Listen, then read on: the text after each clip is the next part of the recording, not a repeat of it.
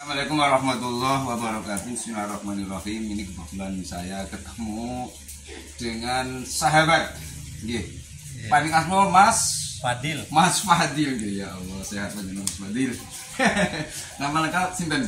Muhammad Fadilillah. Muhammad Fadilillah. Bukannya bagus sekali.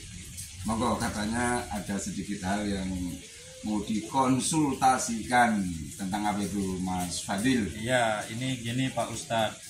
Pertanyaannya yang sering terjadi di lapangan ya, banyak ketidaktahuan tentang hukum atau fikih masalah pernikahan Pak Ustadz.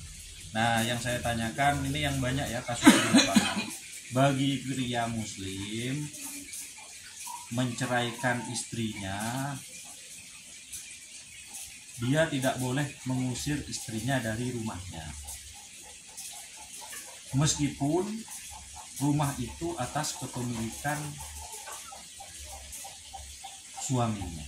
Hukum atau gini, mengusir gimana? Hukum mengusir ya? Ya, hukum Oke, mengusir. Bismillahirrahmanirrahim. Ini Mas Fadil tentang pernikahan. Ya. Pernikahan itu ketika telah sah, jadi ketika pernikahan itu telah terpenuhi syarat rukunnya, nanti ijab kabul, ya sah, dan maka ikatan itu tidak bisa lepas sampai kiamat. Yang bisa melepaskan itu hanya perceraian dan kematian. Ya, apabila mati misalnya, dia otomatis itu tercerai. Suaminya itu hartanya terwaris kepada ahli warisnya, istrinya ya menjadi janda. Ya. Sudah hubungan hukum itu habis di situ. Lah, itu kematian. Yang kedua tentang yang bisa memutus ikatan itu yang dikenal dengan istilah tolak atau cerai. Ya. Jadi tolak itu sebuah tindakan hukum oleh seorang suami mentalak kepada istri. Tapi prosesnya nanti ini harus mengajukan kepada pengadilan agama setempat. Ya, suami mengajukan mentalak kepada itu ada proses-proses di sana ada yang namanya pengadilan akan berlaku. Di pengadilan itu berlaku prinsip penelitian alat bukti. Jadi sebetulnya proses di pengadilan itu adalah penelitian alat bukti. Panjenengan bisakah nanti di sidang itu membuktikan apa yang sampean mohonkan? Ya. Ketika tidak terpenuhi bukti-bukti dimaksud, sebagaimana diatur di dalam PP tentang pelaksanaan undang-undang perkawinan dan atau KHI kompilasi hukum Islam, ya nanti bisa saja permohonan talak panjenengan itu jadi, atau juga pihak perempuan bisa juga mengajukan yang dikenal dengan gugat cerai. Gugat cerai. Gugat cerai itu dari pihak istri. Gugat cerai sudah diatur di dalam PP pelaksanaan undang-undang perkawinan dan juga di dalam kompilasi misalnya itu nanti terpenuhi apa tidak pasal-pasal yang menunjukkan atau menjadi dasar gugat cerai tersebut. Sudah panjang dalam proses di pengadilan ini. Kebetulan saya kemarin juga mendampingi gugat cerai semuanya itu saya pandu untuk proses awal dan seterusnya. Alhamdulillah karena pengadilan Jember, betul karena memang tidak terbukti gugatan saya dari perempuan istri tadi itu ditolak ya, tidak dikabulkan sama hakim ya. Jadi mereka katanya ada sampai nyata termasuk di peraturan itu 2 tahun, selama 2 tahun berturut-turut ini tidak pernah hukum istrinya, tidak terbukti.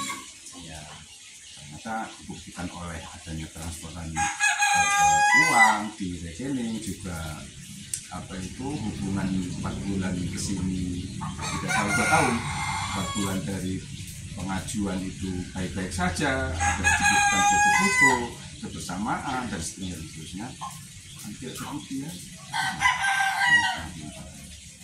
Nah, kembali.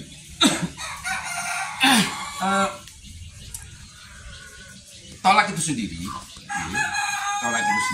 sebetulnya hukum tolak itu sendiri itu melihat dari